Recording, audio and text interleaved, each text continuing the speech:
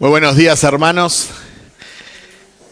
Qué bendición poder estar juntos y poder estar frente a la palabra del Señor para poder escucharla, poder meditar en ella, poder conocer más al Señor y saber lo que Él quiere de nosotros, cómo debemos de vivir y qué debemos de creer. Sean todos bienvenidos. Aquellos que nos visitan por primera vez, sean bienvenidos. Espero que se puedan sentir como en casa y que puedan disfrutar de la palabra del Señor, de esta familia de la fe también. Vamos a orar para que el Señor nos ayude y luego nos vamos directo a la palabra del Señor. Señor, queremos darte muchísimas gracias por permitirnos estar acá en este lugar. Muchas gracias por cada una de las personas que pudo llegar. Gracias por permitirnos tener un lugar donde podemos sentarnos, estar protegidos del clima. Podemos estar cómodos escuchando tu palabra. Gracias por la libertad que hay en este país. Gracias, Señor, por permitirnos tener Biblias en nuestros idiomas. Gracias, Señor, por aquellos que vinieron antes y que compartieron el Evangelio, Señor, que abrieron camino, que enseñaron, para que hoy podamos estar acá disfrutando de un culto con libertad. Señor, queremos conocerte más profundamente, Señor. Queremos responder a ti, queremos amarte. Y Señor, que tú puedas hablar a nuestros corazones a través de tu palabra, que tu Espíritu Santo nos pueda guiar a toda verdad y que nos pueda guiar a glorificarte. Y que tú que conoces cada uno de nuestros corazones y las situaciones, Señor, en la cual estamos o venimos, que tú puedas obrar, Señor, para que nuestra vida te pueda dar honra y gloria. A ti y solo a ti, Señor. Te amamos. En el nombre de Cristo Jesús. Amén. Amén. Bueno, este sermón se titula Gracia en tiempos de sufrimiento y está basado en 2 Corintios 12 del 7 al 10, para que lo puedan tener ahí ya en sus Biblias.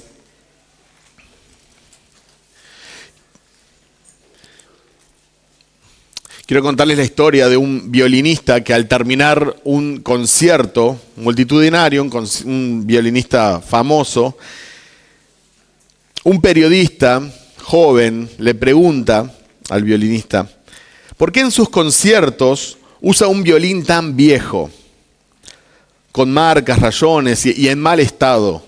Dando por hecho que este famoso violinista que está llenando salas de teatros, lugares grandes, obviamente puede adquirir y comprar un violín nuevo, que esté en perfecto estado, que luzca bien, y no andar con un violín viejo, todo rayado, en mal estado.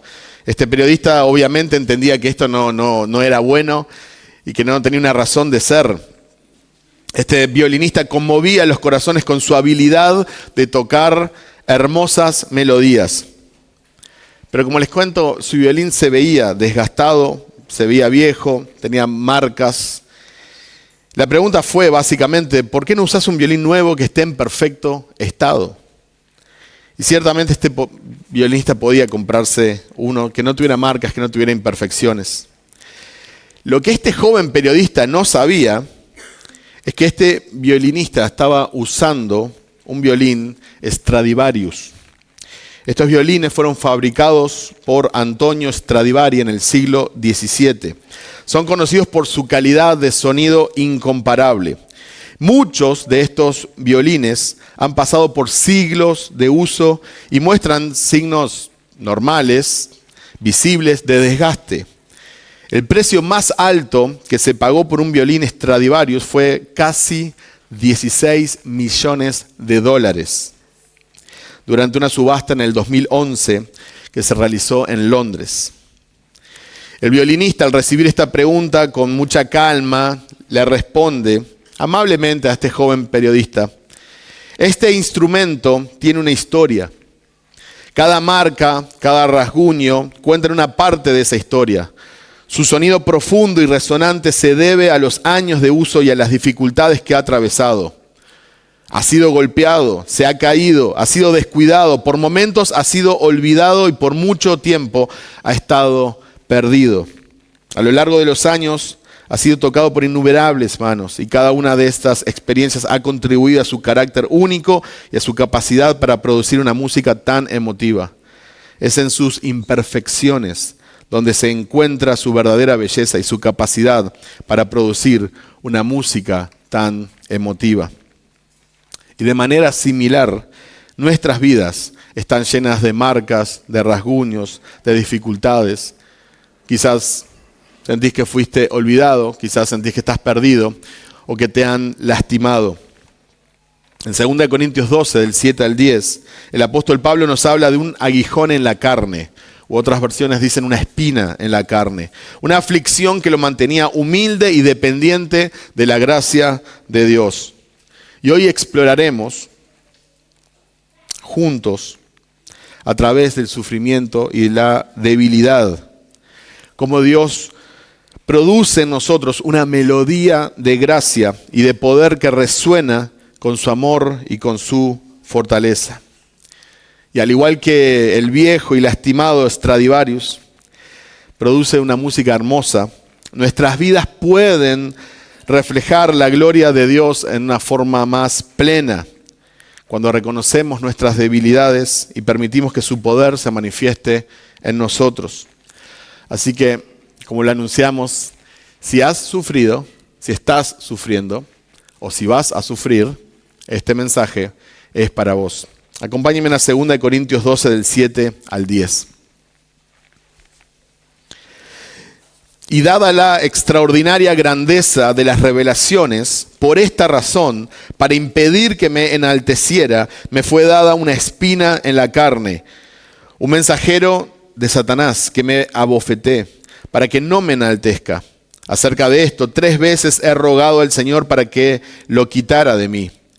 Y Él me ha dicho, te basta mi gracia, pues mi poder se perfecciona en la debilidad. Por tanto, con muchísimo gusto me gloriaré más bien en mis debilidades, para que el poder de Cristo more en mí. Por eso me complazco en las debilidades, en insultos, en privaciones, en persecuciones y en angustias por amor a Cristo. Porque cuando soy débil, entonces soy fuerte. Para sacarle el jugo a este pasaje y entenderlo mejor, tenemos que ir un poquito al contexto. Hay un contexto histórico donde se encuentra esta carta. Y es esencial que podamos entenderlo. Este pasaje forma parte de una sección más amplia en la segunda carta de Pablo a los Corintios, donde él defiende su apostolado y ministerio frente a la crítica y acusaciones de falsos apóstoles. La iglesia había sido influenciada por estos falsos apóstoles que cuestionaban la autoridad apostólica de Pablo. Se presentaban como superapóstoles y trataban de desacreditar a Pablo. Señalaban sus debilidades y sufrimientos y los tomaban como indicativos de una falta de poder espiritual.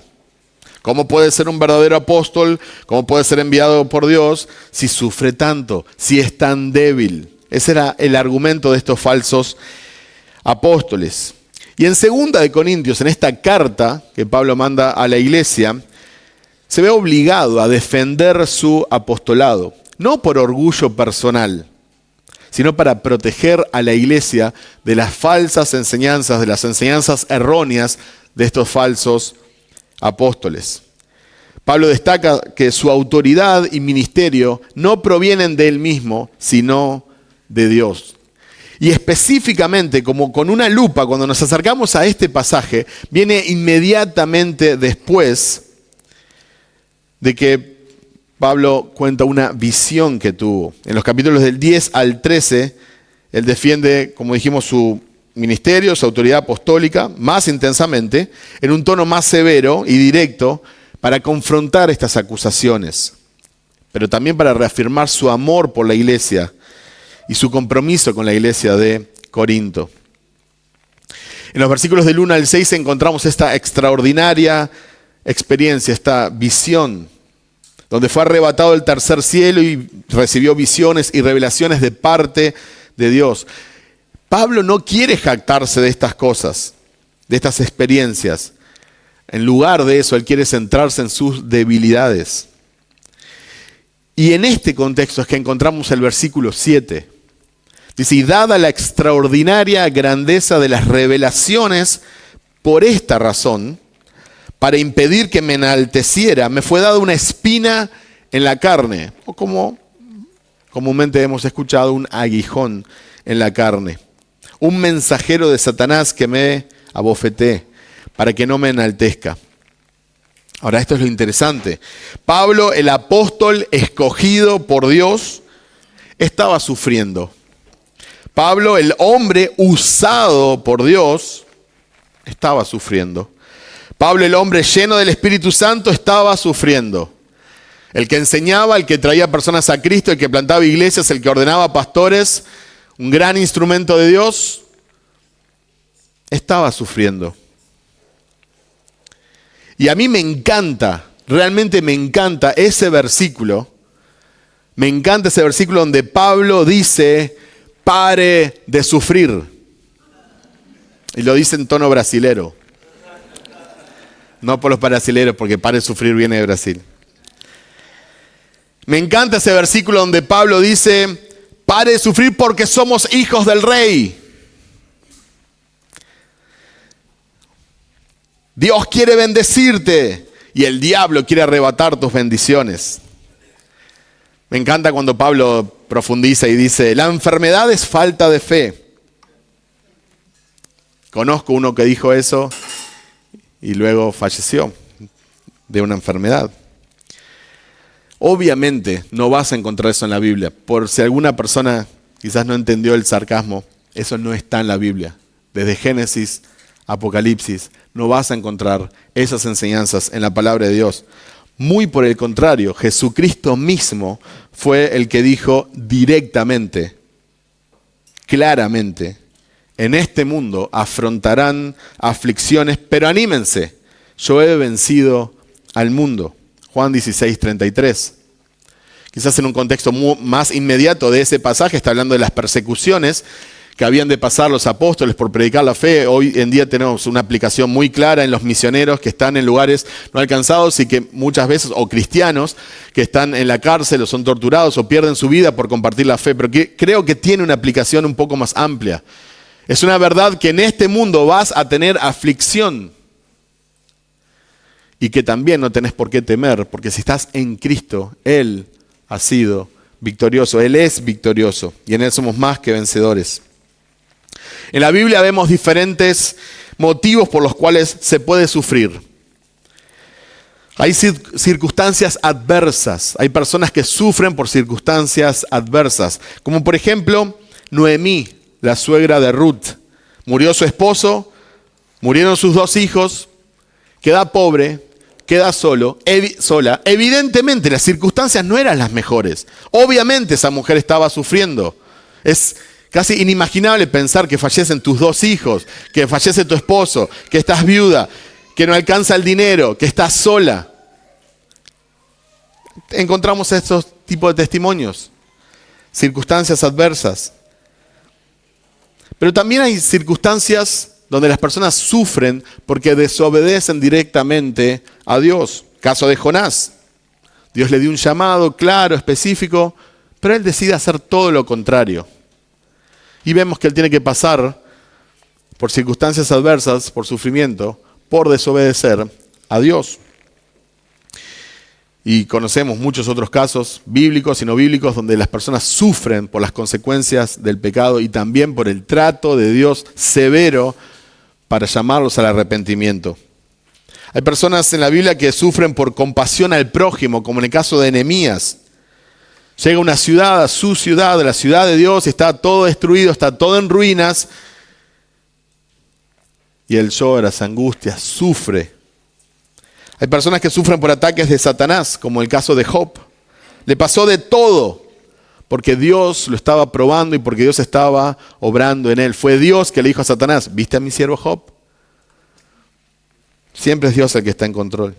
Hay personas que sufren porque Dios los disciplina, porque Dios disciplina a sus hijos y Dios disciplina a quienes ama.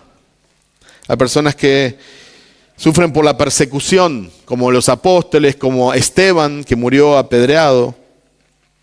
Hay personas que sufren por amor a los perdidos. Hay personas quizás en tu familia que no conocen a Cristo, que se dirigen a una eternidad sin Él y hasta es horrible solo pensar en eso. Como en el mismo caso de Pablo, en Romanos 9, del 1 al 3, él lloraba por los suyos, él sufría por los suyos.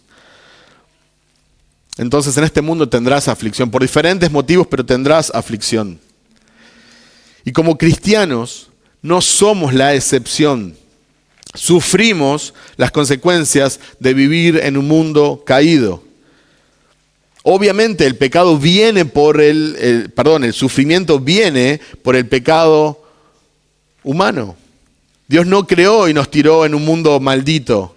Arréglense como puedan. No, Dios nos puso en un jardín hermoso donde no nos faltaba nada y nosotros decidimos darle la espalda a Dios. Y no solo a Adán, nosotros día a día le damos la espalda a Dios. Y a veces parece que somos protagonistas de una historia de terror. Basta con ver las noticias, basta con hablar con algunas personas.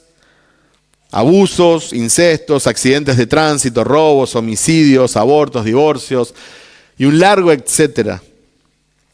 Y quizás algunos se está preguntando por qué cuando Dios salva a una persona no lo arrebata de este mundo. ¿Por qué cuando alguien entrega su vida a Cristo simplemente aparece en el cielo?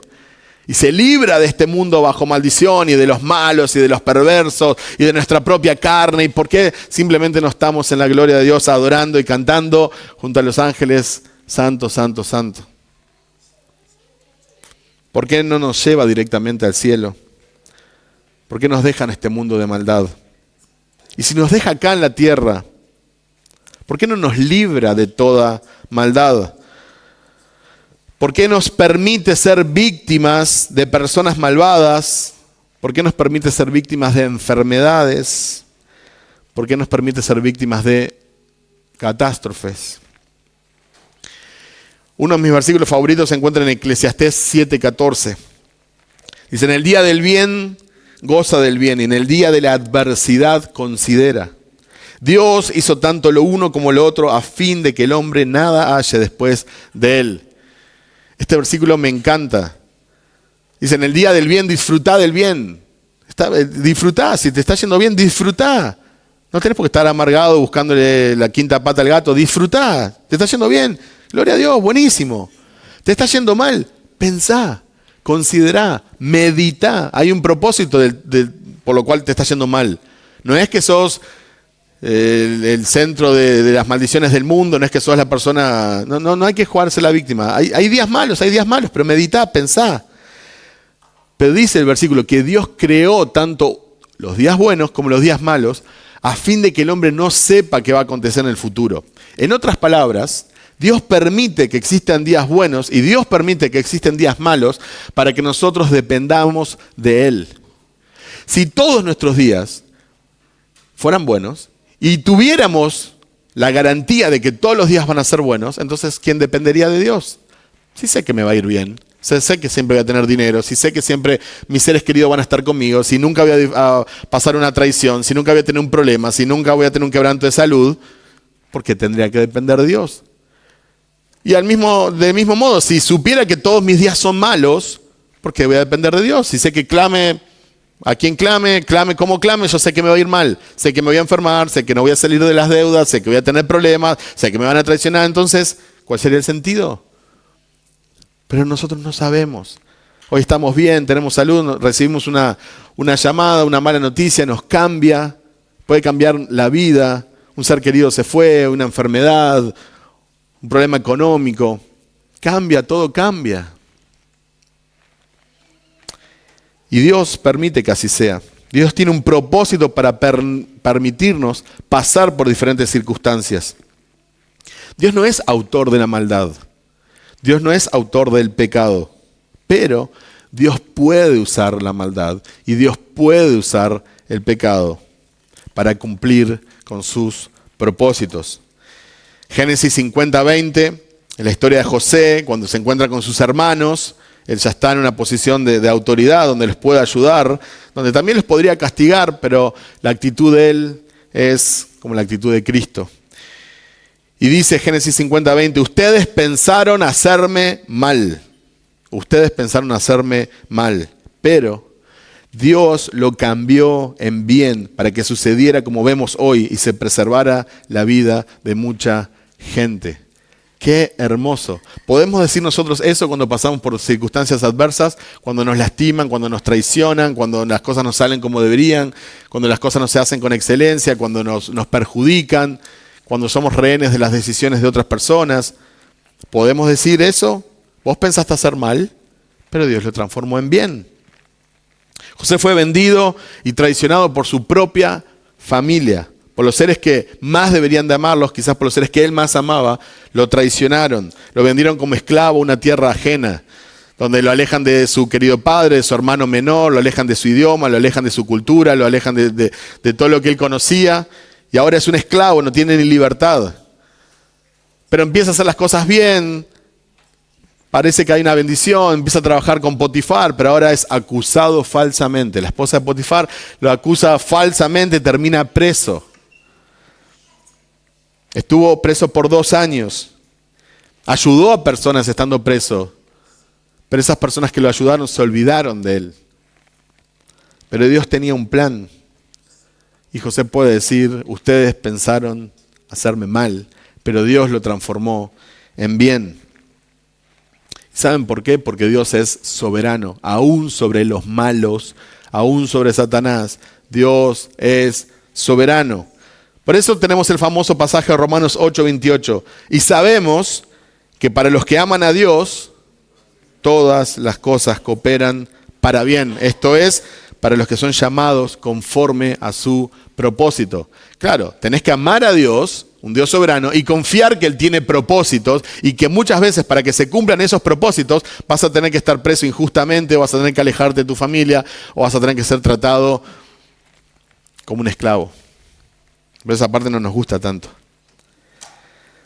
¿Alguna vez te pusiste a pensar que el sufrimiento también es parte de la gracia de Dios? ¿Alguna vez te pusiste a pensar que el sufrimiento también es parte de la gracia de Dios? No solo se nos dio el privilegio de creer en Cristo, también se nos dio el privilegio de sufrir por Él. Filipenses 1:29. Volviendo a nuestro texto, a nuestro pasaje, Pablo estaba en grave peligro de exaltarse desmedidamente a causa de las revelaciones que tenía. Solo en el libro de los Hechos podemos ver por lo menos 6 revelaciones dadas a Pablo. Nosotros ya no recibimos revelación. Dios ya no revela algo nuevo. Si lo hiciera tendremos que agregarlo a la palabra de Dios.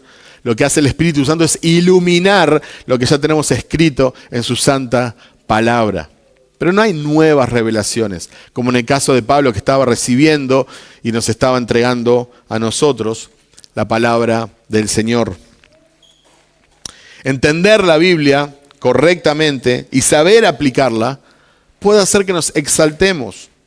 Las abundantes bendiciones que podemos tener puede hacer que perdamos el enfoque.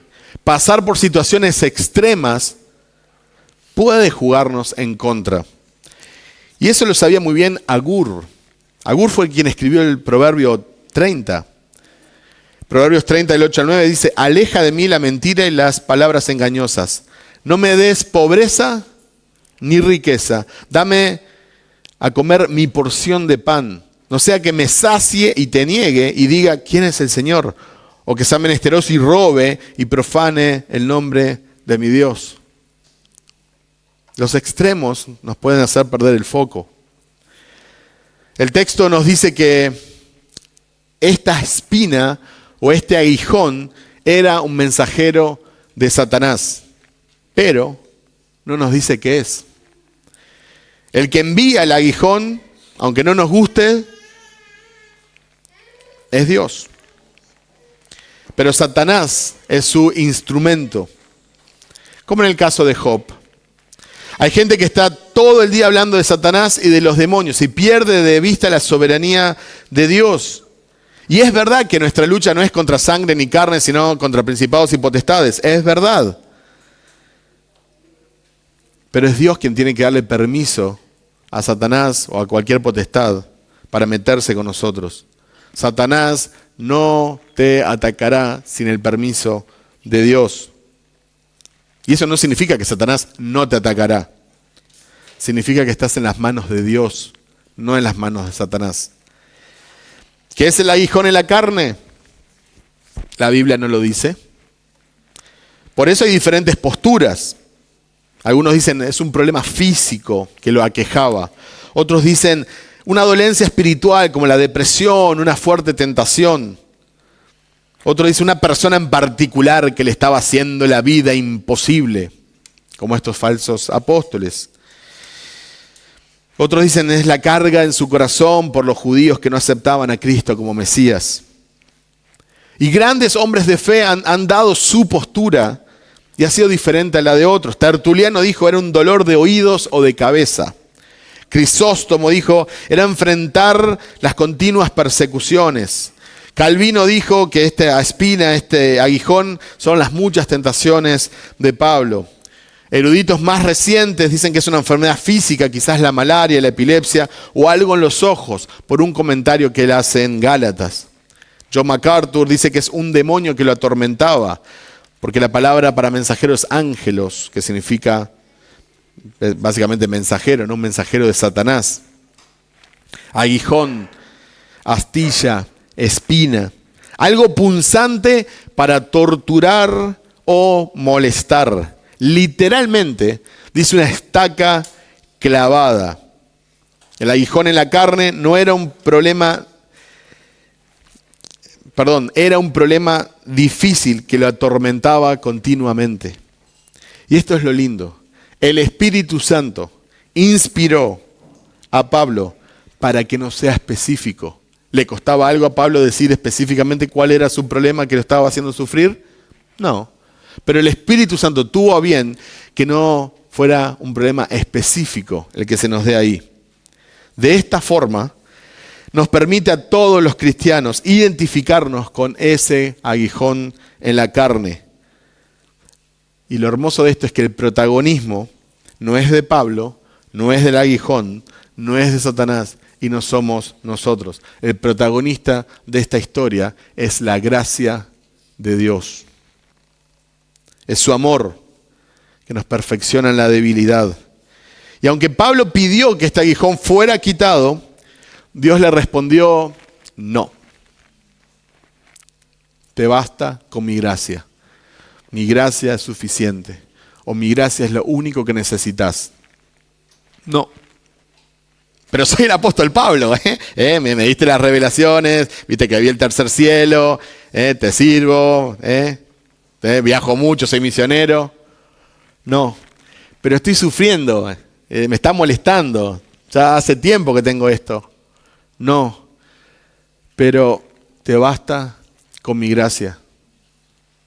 Dios le dice, mi gracia es suficiente, mi gracia es todo lo que necesitas. Lo único que necesitas es mi gracia. No necesitas una solución, no necesitas un escape, no necesitas que se vaya esto, no necesitas parar de sufrir, necesitas mi gracia. Específicamente, en este caso, con el propósito de no olvidarse que era un simple ser humano. Para que no te jactes, para que no te agrandes, para que no te olvides que sos el primero de los pecadores, como has escrito. Que sos un simple mortal en necesidad de misericordia, en necesidad de gracia. Gracia es lo que no merecemos. Muchas veces nos sentimos merecedores de la bondad de Dios. Creemos que merecemos salud, que merecemos prosperidad, que merecemos una buena vida, que merecemos un matrimonio feliz, que merecemos hijos, que merecemos trabajo, que merecemos una buena recompensa por nuestro trabajo, que no nos merecemos tantos problemas. Inconscientemente pensamos que Dios nos debe estas cosas, pero Dios no nos debe nada. Mucha gente dice, no me merezco sufrir así. No, definitivamente no mereces sufrir así. Mereces sufrir una eternidad en el infierno. Eso es lo que merecemos. ¿Sabés lo que mereces? El justo juicio de Dios. ¿Sabés qué es lo que no mereces? Un Salvador como Jesús, que fue lo que Dios te dio. Dios ha derramado su gracia y te ha llamado para que tengas comunión con Él y proveyó un camino de salvación, proveyó un cordero que muera en tu lugar, un cordero perfecto que no merecía morir. ¿Y saben qué? Hace 2000 años no fue como cuando le habló a Abraham sobre su hijo Isaac. Abraham, detén tu mano. Detén tu mano. Y apareció un cordero. Hace 2000 años, la mano de Dios, la mano pesada de Dios cayó sobre su hijo en tu lugar, si crees, y en mi lugar. Eso es gracia. Y nosotros no merecemos eso. El sufrimiento puede destruirte o puede fortalecerte. Podés dejar que el sufrimiento endurezca tu corazón y no te permita apreciar la bondad de Dios y su gracia en tu vida. O puedes dejar que el sufrimiento te ablande, te haga vulnerable y te permita ser más sensible. Fue C.S. Lewis el que dijo: Dios susurra y habla a la conciencia a través del placer. Dios susurra y habla a la conciencia a través del placer, pero le grita mediante el dolor. Dice C.S. Lewis, el dolor es el megáfono para despertar a un mundo adormecido. Y seamos honestos, ¿qué sería de nuestra vida si no existiera el dolor, si no existiera la consecuencia del pecado, si no viéramos las tragedias? ¿Cómo viviríamos nosotros? Si sabiendo que nos podemos agarrar una enfermedad, pecamos igual de forma delante de Dios con esas cosas que nos pueden traer una enfermedad. Si sabiendo que podemos arruinar nuestro matrimonio, hacemos las mismas cosas que sabemos que pueden arruinar nuestro matrimonio. Sabemos que vamos a terminar solos como un perro en nuestra vida por cómo tratamos a nuestros hijos, por cómo tratamos a nuestras esposas, esposos, por cómo nos manejamos, pero seguimos haciendo las mismas cosas. Imagínate que no existiera el dolor. Imagínate que nadie muriera. Imagínate que no hubiera enfermedades. ¿Quién se acordaría de Dios? Gracias a Dios por el dolor. Gracias a Dios por el sufrimiento. El problema es que nosotros somos demasiado fuertes. Ese es el problema. No es que somos débiles. El problema es que somos demasiado fuertes. Por eso no experimentamos el poder de Dios. Porque creemos que no lo necesitamos. Para reconocer la grandeza de Dios hay que reconocer nuestra pequeñez. Por toda la Biblia encontramos que Dios humilla a los orgullosos y que exalta a los humildes. Tus fuerzas no serán suficientes. En muchas circunstancias tus fuerzas no serán suficientes. No importa cuánto dinero tengas, no importa cuántos conocimientos tengas, no importa tu físico, cuán fuerte sea, no importan tus dones, no importan tus habilidades.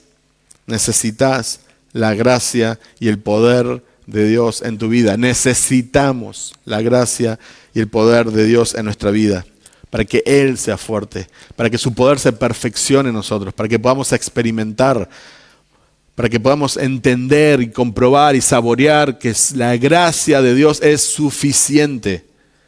Nunca vamos a poder saborear la hermosura de la gracia de Dios si nosotros creemos que en realidad es un condimento más en nuestra vida. Es cuando Dios te deja ahí entre la espada y la pared, si me permiten la expresión coloquial, donde recordamos que necesitamos su gracia y que vivimos por su gracia y que nada podemos hacer sin su gracia. David Wilkerson, pastor de Estados Unidos que ya falleció hace unos años, él dijo en su famoso sermón Un llamado a la angustia o un llamado al sufrimiento, dijo: toda verdadera pasión nace del sufrimiento. Toda verdadera pasión por Cristo surge de un bautismo de sufrimiento.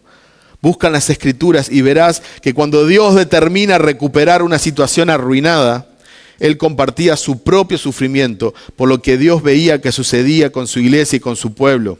Y Él encontraba un hombre en oración y tomaba a ese hombre y literalmente lo bautizaba en sufrimiento. Más adelante en el sermón, Él continúa diciendo: toda verdadera pasión nace del sufrimiento. Por favor, no me digas que estás preocupado cuando pasás horas frente al internet o a la televisión. Vamos. Algunos necesitan confesar: no soy lo que solía ser, no estoy donde se supone que debería estar. Dios, no tengo tu corazón ni tu carga, solo quiero tener una vida fácil, solo quiero ser feliz. Pero el verdadero gozo surge del sufrimiento. Nada de la carne te dará gozo. No me importa cuánto dinero tengas, no me importa qué tipo de casa nueva tengas, absolutamente nada físico puede darte gozo. Solo lo que se logra por el Espíritu Santo cuando le obedeces y vas tras su corazón. Muchos se ven acorralados por situaciones adversas, pero no buscan a Dios. Están preocupados, pero no hacen nada. Buscan al pastor, lo cual no está mal. No estoy diciendo que no puedas buscar un hermano, que no puedas apoyarte en personas, pero no buscan a Dios. Buscan soluciones, lo cual no está mal. Tenés que ser responsables, pero no buscan a Dios. Buscan escapar de la realidad. Buscan de todo menos a Dios. Los consuelos de hoy en día son inútiles. La psicología humanista, ya lo vas a superar, es normal. Es normal. Pastillas para la depresión, el famoso cambia de aire, el tiempo todo lo cura.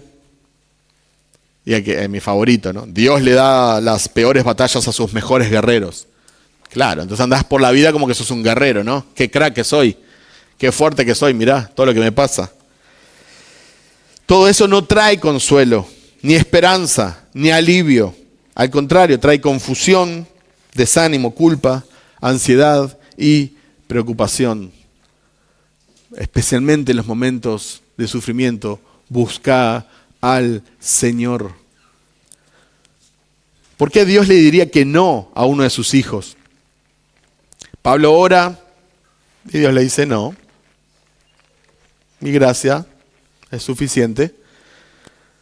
Versículo 8, respecto a lo cual 3 veces he rogado al Señor que lo quite de mí.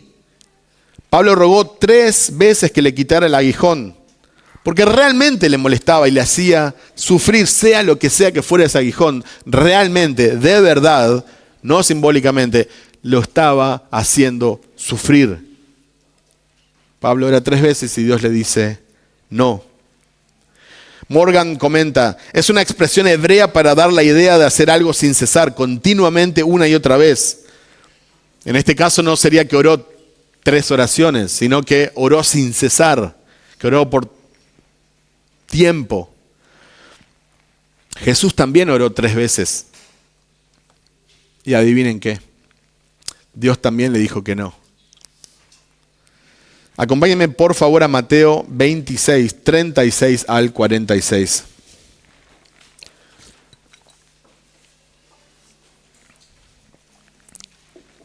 Mateo 26, 36 al 46.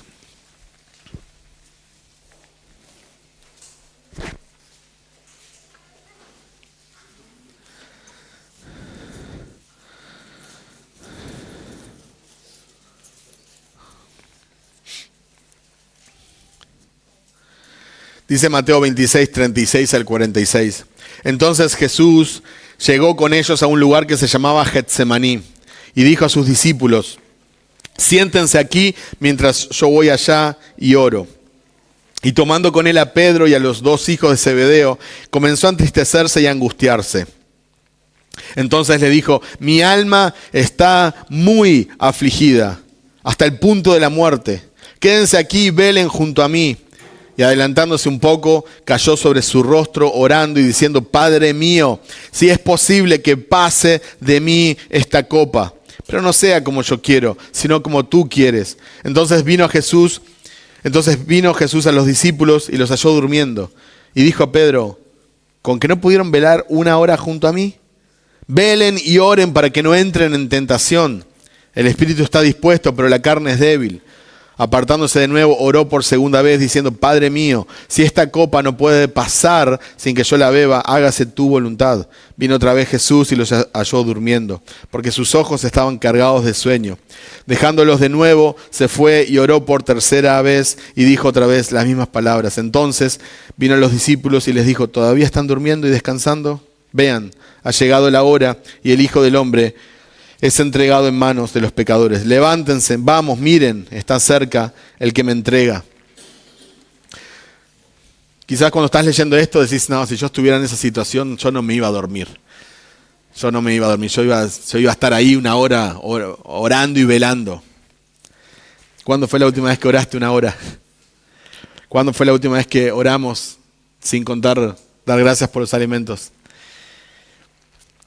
Era Jesús el que estaba orando y el que estaba clamando en agonía. Sin embargo, el Padre le dijo que no a su perfecto y santo Hijo. Podés tener una relación maravillosa con Dios.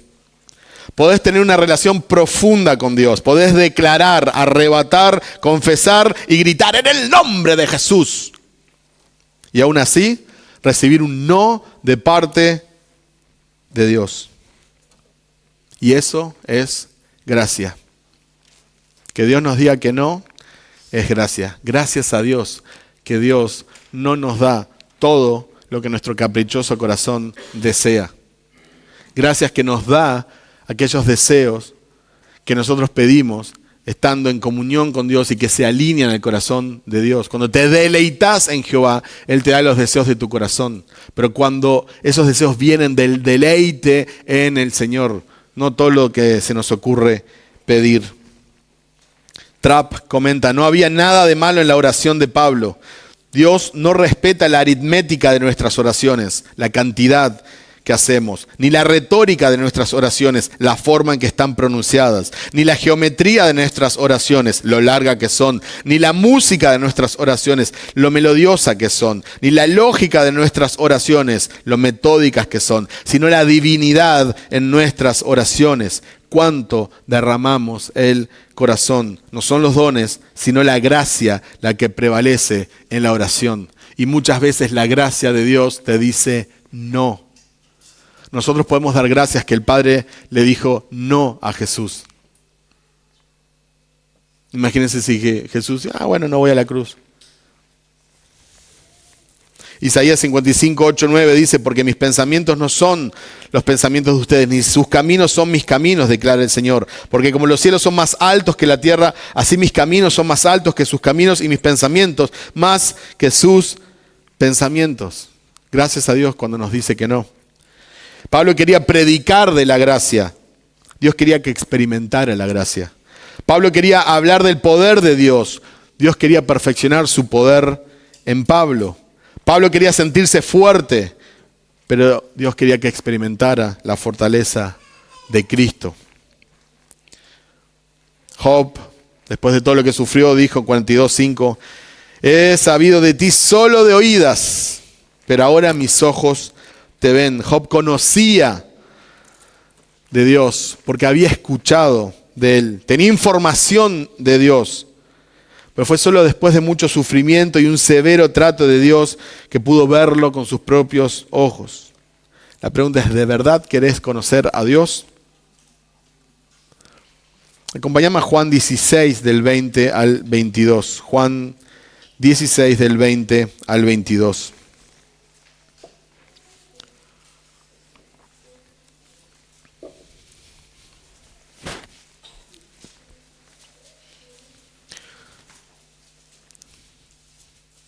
Dice la palabra del Señor, Juan 16, 20 al 22. En verdad les digo que llorarán y se lamentarán, pero el mundo se alegrará. Ustedes estarán tristes, pero su tristeza se convertirá en alegría. Cuando la mujer está para dar a luz, tiene aflicción, porque ha llegado su hora. Pero cuando da a luz al niño, ya no se acuerda de la angustia, por la alegría de que un niño haya nacido en el mundo. Por tanto, ahora ustedes tienen también aflicción, pero yo los veré otra vez, y su corazón se alegrará, y nadie les quitará su gozo. Amo ese pasaje. Este pasaje es prohibido en muchas iglesias. ¿Cómo Dios va a querer que estés triste? Como si sos cristiano, ¿cómo vas a sufrir? Jesús les acaba de anunciar que iba a morir. Y Jesús es honesto con sus discípulos y les dice la verdad. Van a sufrir, van a llorar, van a lamentarse. Y mientras los discípulos estuvieran sufriendo, el mundo se estaría alegrando. Esta sociedad que iba a preferir a un Barrabás sobre Jesús, iba a festejar la muerte de Jesús. Pero Jesús anima a los discípulos. Les recuerda que tienen que tener la perspectiva correcta de las cosas. La tristeza, la amargura, la desazón no son el destino final para los creyentes. El destino final de los creyentes es el gozo eterno. Dice en el versículo 20, pero su tristeza, que es real, que la van a vivir, se convertirá en gozo. Y en el final del versículo 22 dice, y nadie les quitará su gozo. Es un gozo eterno que no nos será quitado. Pablo mismo escribió en Romanos 8:18, pues tengo por cierto que las aflicciones del tiempo presente no son comparables con la gloria venidera que en nosotros ha de manifestarse. Pablo estaba sufriendo y estaba pasando por persecución y estaba pasando por circunstancias adversas en diferentes momentos de su ministerio. Sin embargo, dice, todo esto ni se compara con la gloria que ha de revelarse. Él mismo, citando a Isaías en el Antiguo Testamento, dijo, no hay mente humana que haya concebido, no hay ojo humano que haya visto, no hay oído que haya escuchado lo que Dios ha preparado para aquellos quienes le aman. Entonces, por más que vos te imagines cuán bueno, cuán lindo será estar en el cielo, te quedas corto. Porque nuestras mentes no están preparadas para entender el gozo eterno que tendremos con Dios. Entonces, como viendo lo invisible, porque no lo podemos ver, nos aferramos de eso y proseguimos a la meta. Porque esto no se compara, por más difícil que sea, con lo que ha de ser revelado. Jesús estaba a punto de experimentar una angustia indescriptible, la mayor tristeza que alguien podría experimentar en la tierra. Iba a recibir la ira de Dios por cada uno de los pecados de aquellos que íbamos a creer. Iba a convertirse en maldición para rescatarnos a nosotros de la maldición de la ley. Sus discípulos deberían de estar consolándolo y animándolo. Sin embargo, es Jesús el que consuela a sus discípulos. El santo de Dios iba a ser maldito. El justo absorbería la ira de Dios. El autor de la vida estaba a punto de morir. Sin embargo, es Jesús el que consuela a sus discípulos. Aquel que seca toda lágrima estaba a punto de sudar sangre en Getsemaní. El que no conoció pecado iba a cargar con los pecados de todos aquellos que íbamos a creer. El amigo incondicional sería traicionado. Aquel que está con nosotros en todo momento iba a ser abandonado. El juez supremo sería hallado culpable y condenado. Sin embargo, es Jesús el que consuela a sus discípulos. Dios hecho hombre sería cuestionado, burlado, agredido y asesinado. Aquel que es la palabra de Dios se quedaría callado. Aquel que es el agua viva que quita la sed eternamente tendría sed mientras colgaba de la cruz. El dueño de todo lo que existe, estaba a punto de ser enterrado en una tumba prestada. Sin embargo, es Jesús quien consuela a sus discípulos. Y hermanos, les recuerdo esto porque hemos llegado a creer que Dios no sabe lo que es sufrir. Los falsos sistemas religiosos que nos rodean nos han hecho ver a Dios como un Dios lejano, que puso el mundo en marcha, pero se fue. Que nada tiene que ver con nosotros, que está en el cielo y no tiene ni idea de lo que estamos pasando acá en la tierra. Un Dios que no sabe lo que es perder un ser querido. Nos hemos hecho un Dios a nuestra imagen y semejanza que no sabe lo que es ver a un hijo morir, que no sabe lo que es ser traicionado por aquellos que ama profundamente. Un Dios que no entiende una enfermedad mortal o que no sabe lo que es estar a punto de morir. Un Dios que no sabe lo que es ser acusado injustamente. Qué irónico que nos olvidamos quién es el Dios de la Biblia. Nuestro Dios sabe lo que es sufrir. Tu Dios te entiende. Tu Dios te consuela. Y tu Dios tiene la capacidad de convertir tu tristeza en un gozo eterno. Dios tiene la capacidad de convertir tu angustia más profunda en un gozo supremo y eterno. Dios puede convertir tu tristeza en un gozo principalmente por dos razones. Porque Él es la fuente de todo gozo verdadero y porque Él sabe lo que es sufrir. Nunca te olvides de que Dios sabe lo que es sufrir. Juan 9, del 1 al 3, dice: al pasar Jesús vio a un hombre ciego de nacimiento y sus discípulos le preguntaron: Rabí, ¿quién pecó, este o sus padres, para que naciera ciego? Jesús les respondió: ni este pecó ni sus padres, sino que está ciego para que la obra de Dios se manifieste en él. O sea que Dios decidió mandar a un bebé ciego a este mundo para manifestar sus obras en él. Lo leemos rápido, qué linda la historia, pero pensar en esos padres que tuvieron un bebé que no podía ver. ¿Acaso Dios no pensó en esos padres? ¿Acaso Dios no pensó en ese niño que no iba a tener la mejor calidad de vida? ¿Dios tiene derecho a no darle vista a una persona? ¿Dios tiene derecho a quitarle la vista a una persona? ¿Dios tiene derecho a dejar paralítico a una persona? ¿Dios tiene derecho a quitarle la vida a alguien? Existen países en este mundo hoy en día donde si viene un bebé con una mala formación, simplemente lo eliminan. El mundo desecha a los más débiles. Pero Dios quiere mostrar su gloria a través de personas y situaciones que esta sociedad desecha.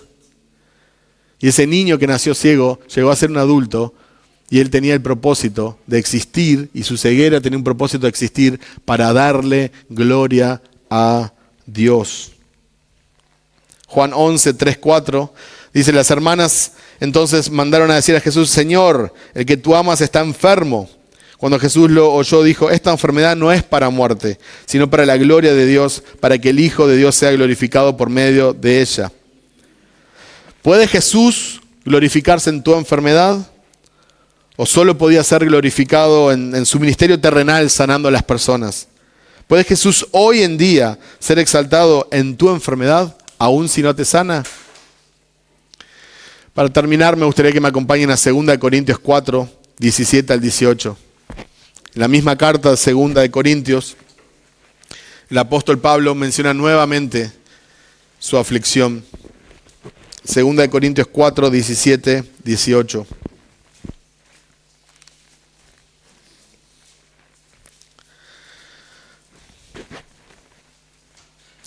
Dice la palabra del Señor: pues esta aflicción leve y pasajera nos produce un eterno peso de gloria que sobrepasa toda comparación, al no poner nuestra vista en las cosas que se ven, sino en las que no se ven. Porque las cosas que se ven son temporales, pero las que no se ven son eternas.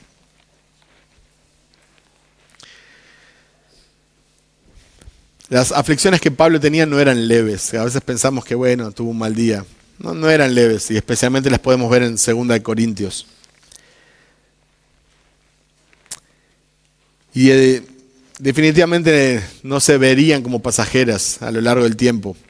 Pero comparadas con la gloria que ha de revelarse, con el peso de la gloria de Dios, que es eterna, que es perpetua, entonces nada se puede comparar. Quizás estás sufriendo por tus malas decisiones y debes arrepentirte y volver a Dios.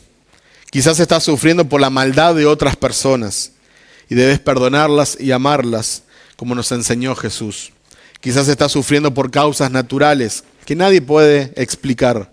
Debes perseverar con los ojos puestos en la eternidad. Hay muchos motivos por los cuales podés estar sufriendo. Pero nuestra respuesta debe ser la misma: gloria a Dios. La gracia que Dios ha derramado a través de Jesucristo es suficiente. Y si has recibido la gracia de parte de Dios, tienes todo lo que necesitas. La tristeza es temporal, pero el gozo es eterno. Quizás Dios también quiere usarte para consolar a otras personas. Hay dos formas de consolar a las personas: por experiencia personal o con la palabra de Dios. Y lo ideal siempre es con las dos. Muchas veces Dios nos permite pasar por ciertas circunstancias para que los conozcamos más y con ese conocimiento de Dios poder ayudar a otros. Cuando experimentás la gracia y el amor de Dios, podemos ayudar a otros a enfocarse también en Jesús. El deleite supremo del ser humano es gozarse en la suficiencia de la gracia de Dios. Permítanme repetirlo una vez más. El deleite supremo del ser humano es gozarse en la suficiencia de la gracia de Dios. Hermanos, hay gracia en tiempos de sufrimiento. Amén. Oremos.